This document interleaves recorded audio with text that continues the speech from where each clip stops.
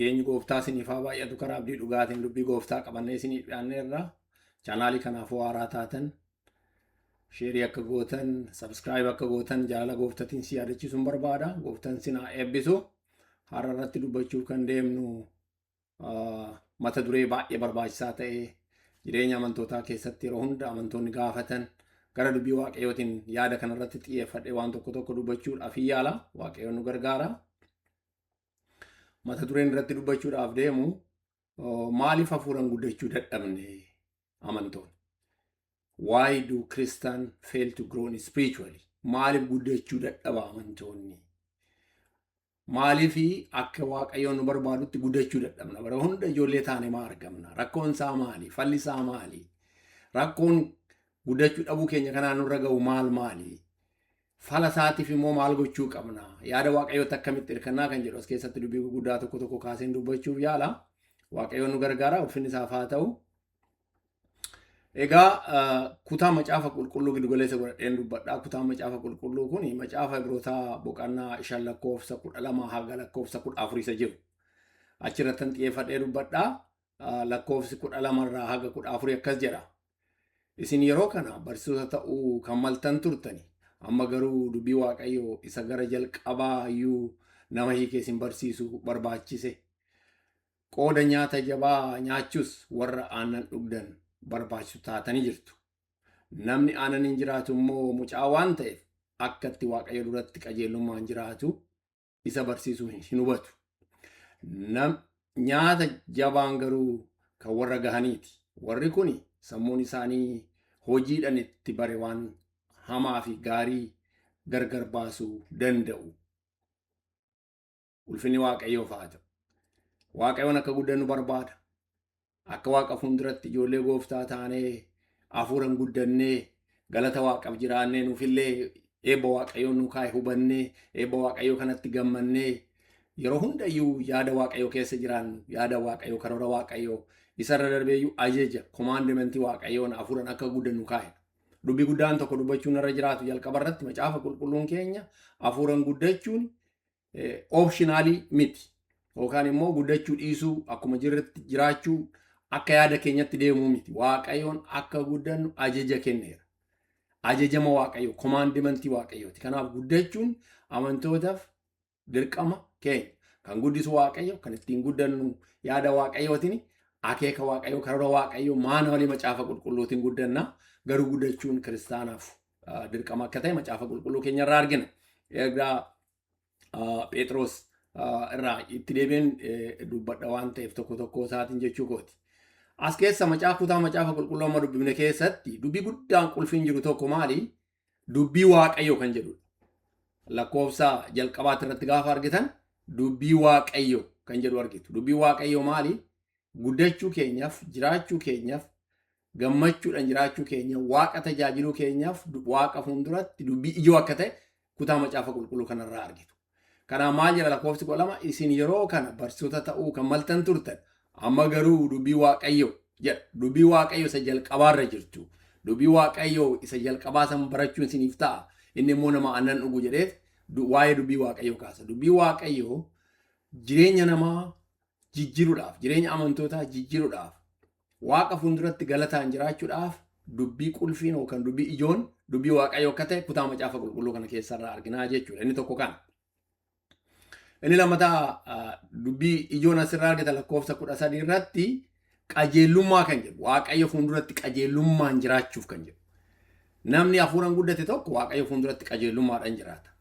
Qulqullinaan jiraata. Galataan jiraata. Namni hin guddanne garuu waaqa fuulduratti qajeelummaan jiraachuudhaaf baay'ee rakkata. Cubbuu adda addaa keessa seena. Jalina adda addaatu safuudha.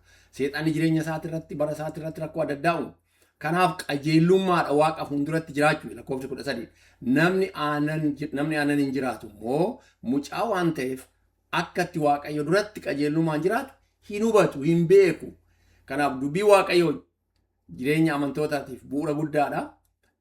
Bu'uurri kun immoo qajeelummaa waaqayyoo fuulduratti akkamitti akka jiraannu nu godha jechuudha. Yaaduma isaa gaafa argitan asirraa. Namni kana nu hubanne waaqayyoo fuulduratti qajeelummaan jiraachuu hin danda'u jechuudha. Egaa bara kana dubbii waaqayyoo barachuun baay'ee barbaachisaadha. Dubbii waaqayyoo barachuu caalaa namni bara kana waan isaaf ta'u barachuu barbaada. Waan nu barbaachisu osoo hin ta'in waan nu barachuu barbaadu namarraa barbaada. Miidiyaa irratti dhaggeeffanna namarraa. Namni leeloo barsiisu dubbii yaada keenyatti jijjiirree dhaggeeffanna yeroo baay'ee. Inni immoo jireenya keenya miidhee jira karaa adda addaatiin gaafa arginu. Kanaaf walumaa gala gaafa laaltan gaa hafuuraan guddachuun amantootaaf baay'ee barbaachisaa ta'a. Barbaachisummaan isaa dubbii waaqayyootiin guddachuu immoo asirraa argitu jechuudha. Kuni galata waaqayyoof jiraan waaqayyo tajaajiluuf waaqa fuulduratti akkaataa kanaan jiraannaa jechuudha. Lakkoofsa amma dubbise kanaa walaaltanii akkaataa lamaan addaan baaftanii kaa'uu dandeessu. Lakkoofsi sadeen kun jechuu kooti. Barsoonni sadeen kuni kaataagorii yookaan bakka lamatti addaan baasuu dandeenya walumaa gala. Lakkoofsi 12 fi lakkoofsi 13 negeetiividha. Maaliif negeetiivii ta'a? Warra hin guddanne, warra ijoollee ta'an, warra aananiin jiraatan dubbata lakkoofsi 12 fi lakkoofsi 13. Lakkoofsi 14 immoo poozitiividha. Warra guddatan maal jira lakkoofsi 14?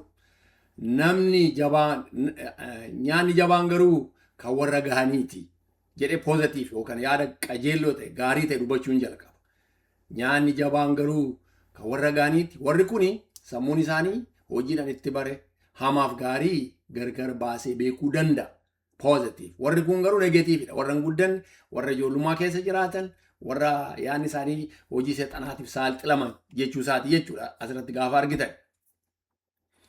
Egaa macaafa Ibrootaa kana ka'umsa tokko tokko dubbachuudhaaf macaafni Ibrootaa kuni macaafa qulqulluu keessatti macaafa kakuu haaraa keessa jirudha. Macaafni kuni wanni adda taasisu waan baay'eetu jira dhugaa dubbachuudhaaf. Wanni adda taasisu macaafonni hundumtuu macaafa Efesoon, macaafa Filiphisiis, kan Roomaa, wangeelonni hundumtuu yuunikinesii mataa isaa qaba. Akkaataatti barraa'e, wanna barraa'eef namootatti barraa'e haala keessaa barannu irratti garaagaruu haala addummaa mataa isaa qaba. Macaafa Ibrootaa kana gaafa laallu wanni adda isa godhu wanna baay'eetu jira.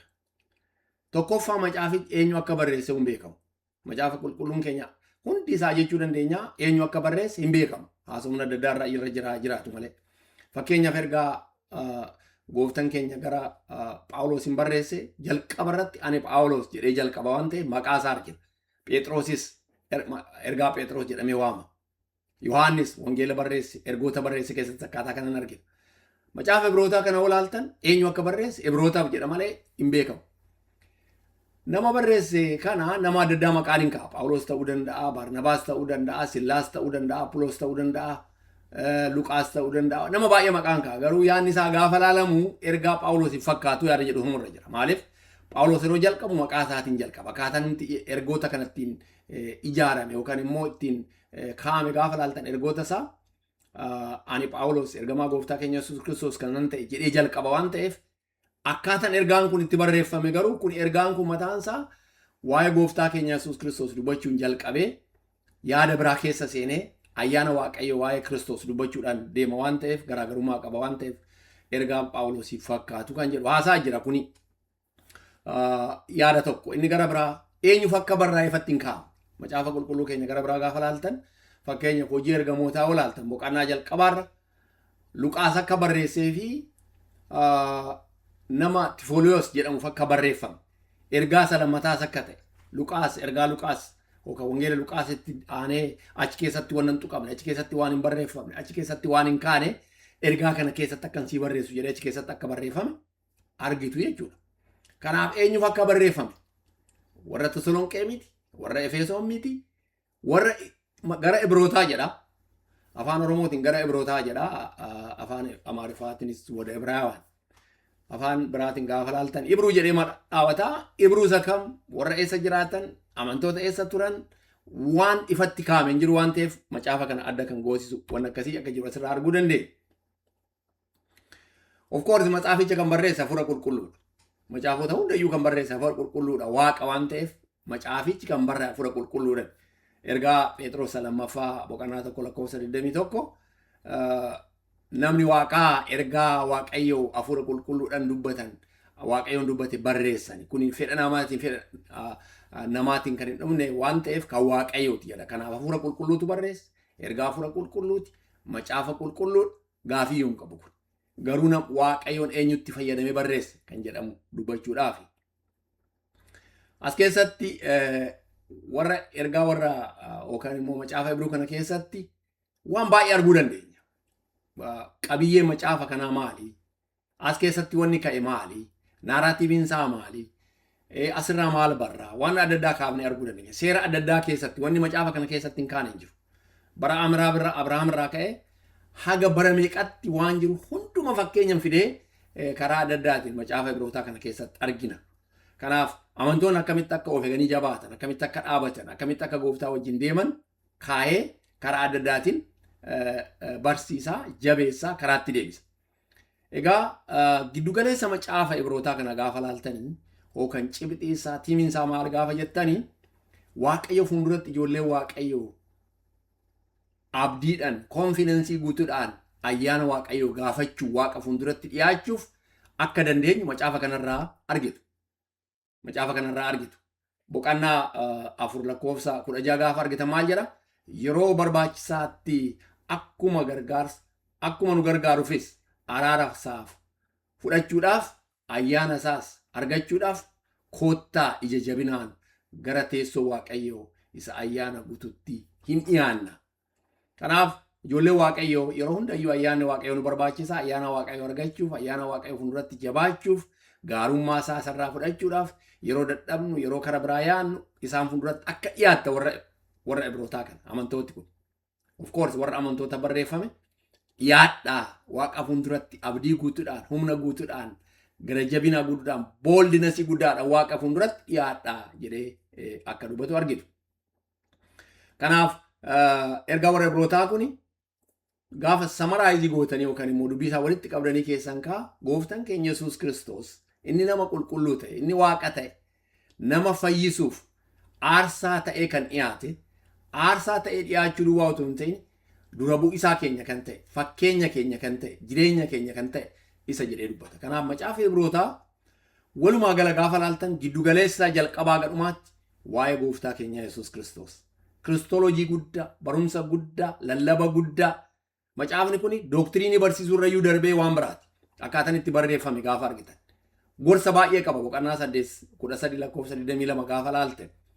Of eeggannaa guddaa, jajjabina guddaa, gorsa guddaa irraa argitu.